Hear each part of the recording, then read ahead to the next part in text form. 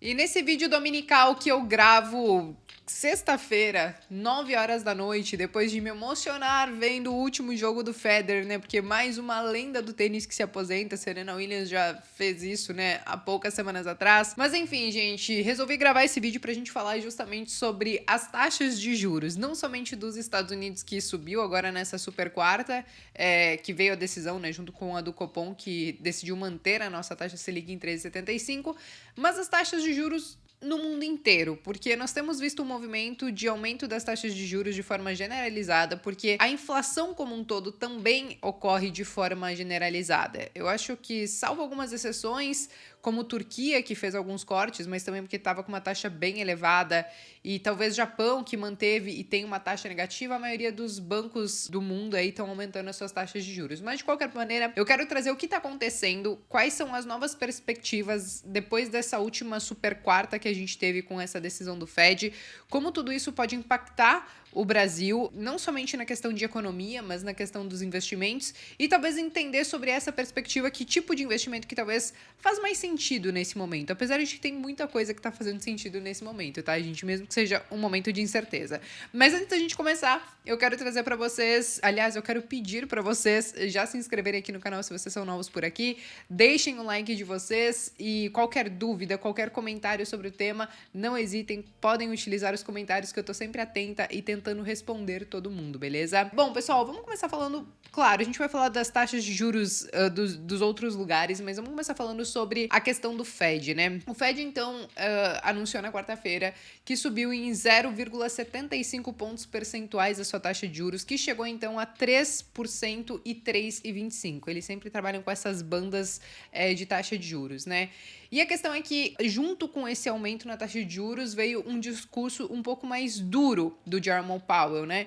E o que ele trouxe pra gente? Que eles sim devem continuar aumentando as taxas de juros. A previsão para o final de 2022 é que ultrapasse ou fique muito próximo de 4,5%. Quando a gente olha o consenso de mercado, a gente já está imaginando que 2022 a gente se encerre com 4,75%, e se não for na última reunião de dezembro, talvez isso aconteça em janeiro, mas o ponto é que, sim, as expectativas é que os juros continuarão subindo nas próximas reuniões, e não somente isso, pelo tom do Jerome Powell, muito provavelmente essa taxa de juros um pouco mais elevada, que para nós pode parecer pouco, mas que para eles é muita coisa, deve perdurar por pelo menos o ano que vem inteiro. E aí as perspectivas de corte nas taxas de juros, pelo menos lá dos Estados Unidos, é que isso possa ocorrer no início de 2024, ou se o cenário melhorar um pouquinho, talvez no finalzinho de 2023. O ponto é que, claro, a gente está fazendo algumas estimativas pensando no cenário que a gente tem hoje, mas nós sabemos que muita coisa pode acontecer no meio do caminho.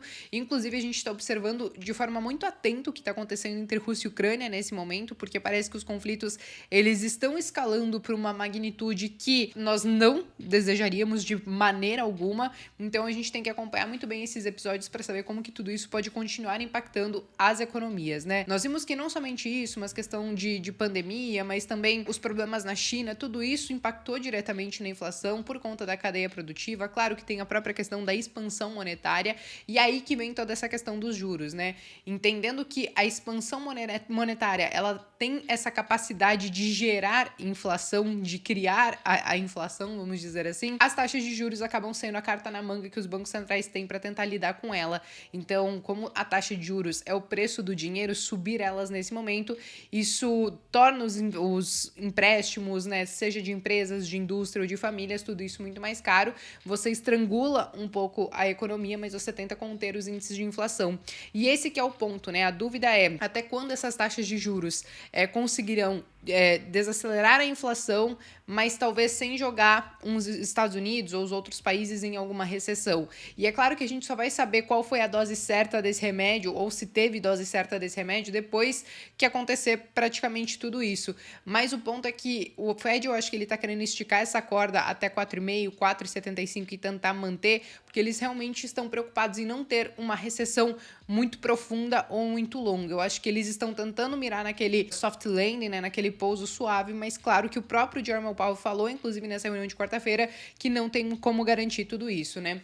Agora, falando das taxas de juros do mundo afora, né? Porque quando a gente olha uma grande potência subindo juros, muitas vezes isso inclusive pressiona outros bancos centrais do mundo para também subir a própria taxa de juros, porque tudo isso impacta no câmbio dos países, vamos dizer assim. Porque aqui no Brasil, por exemplo, saiu a notícia de quarta-feira e como vocês podem ver, somente nesse dia, nessa sexta-feira que eu tô gravando para vocês, dólar subia mais de 2%, né? Sendo cotado a 5,24, 5,25. E por que isso, né? Porque quando a gente vê uma grande economia que tem uma moeda forte e que agora tem um prêmio de risco, né? Que tem uma taxa de juros mais elevada, muitos investidores podem simplesmente olhar muito mais para os Estados Unidos e não querer correr riscos nos emergentes, né?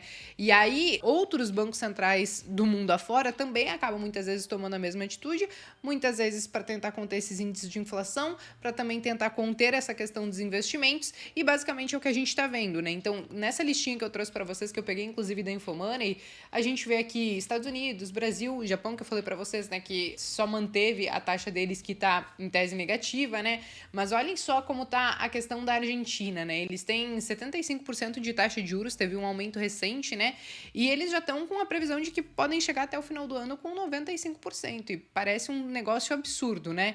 De qualquer maneira, nós temos aí também Canadá, Coreia do Sul, China, enfim. Mas o que a gente vê é que na maior parte do tempo os bancos centrais estão aumentando as taxas de juros, e a consequência de tudo isso é que os títulos dos governos, eles também acabam ficando mais atrativos, né? E aí eu resolvi separar alguns para vocês nesse gráfico aqui. Em laranja a gente consegue ver, por exemplo, do Brasil, nesse azul mais escuro a gente está vendo dos Estados Unidos, por exemplo. Nós temos ali em roxo também alguns títulos europeus, mas o que acontece? Aqui a gente tem alguns títulos todos para 2 anos, e aí nós conseguimos ver como esse aumento na taxa de juros, claro, acaba trazendo um percentual de ganho maior, mas acima de tudo isso é que agora você consegue, por exemplo, olhar lá para os Estados Unidos e pensar que, poxa, eu estou numa economia forte, numa moeda forte, e eu tenho um prêmio aí de mais de 4%, quase 4,2%. Isso fica realmente muito interessante, né? Para nós pode parecer uma taxa relativamente baixa, mas até mesmo para os brasileiros que talvez querem se proteger em uma jurisdição diferente ou que querem investir em uma moeda forte, olhar nesses momentos, né, para as opções que você tem lá fora também não é nada mal, porque aqui a gente está falando de títulos do governo, mas com certeza você sempre acha alguns outros títulos que podem estar remunerando muito mais, assim como funciona aqui no Brasil, né? De qualquer maneira, a gente vê basicamente isso acontecendo com os títulos de renda fixa. Quando a gente fala de renda variável, o que a gente tem? Aqui no Brasil, acho que a gente ainda está segurando bem as pontas, né? Nosso índice Bovespa, ele segura aí mais ou menos em 6, 7% ainda de alta nesse ano de 2022, mas o que nós vimos, então, de quarta-feira para cá, sim, foram algumas quedas, dado essas notícias, né, de curtíssimo prazo. E já quando a gente fala, por exemplo, do S&P, né, que é o índice lá de fora da Bolsa dos Estados Unidos, então nós temos uma queda aí de mais de 22%. Então, quando eu vejo esse cenário, por mais que a gente ainda tenha provavelmente mais altas nas taxas de juros e que isso pode pressionar ainda mais, né? Por exemplo, um S&P para baixo e tal, eu vejo uma janela de oportunidade muito interessante para quem estava procurando bons ativos em uma moeda forte, em uma bolsa também que tem um leque de oportunidades gigantescas, né? Apesar de eu sempre falar para vocês que eu sou muito adepta do aporte mensal e você acaba fazendo aquele preço médio no longo prazo e tal, o preço ele ainda assim importa, então por isso que eu acho importante a gente sempre ficar de olho nessas janelas de oportunidade, que é basicamente o que eu enxergo nesse momento, né? Agora, qual que é o ponto sobre tudo isso, né? Eu falei para vocês sobre renda variável, eu falei para vocês sobre a renda fixa, e eu acho que é justamente isso que se desenha nesse momento. Nós temos um cenário que ele é muito incerto, onde o mundo inteiro sofre com inflação, onde nós estamos vendo as taxas de juros subirem. Muita gente está com um receio, por exemplo, de uma recessão. E aí, por exemplo, num cenário de recessão, por exemplo, lá nos Estados Unidos, não quer dizer que ele vai sofrer sozinho. Muito provavelmente ele puxa muita gente junto. Nós, por exemplo, nós exportamos muito para eles. Se eles entrarem numa recessão onde você tem uma desaceleração na economia, eles podem demandar menos da gente. A gente pode exportar menos commodities e outros produtos, e aí, consequentemente, a nossa economia também pode acabar sofrendo. Então, é muito difícil que um país como é os Estados Unidos ou como é uma China da vida, eles sofram sozinhos. Então, por isso que a gente fica tanto de olho no que está acontecendo lá fora, porque isso afeta a nossa atividade econômica aqui. Mas, diante de tantas incertezas, eu não acho que, por exemplo, é o momento da gente simplesmente parar de investir.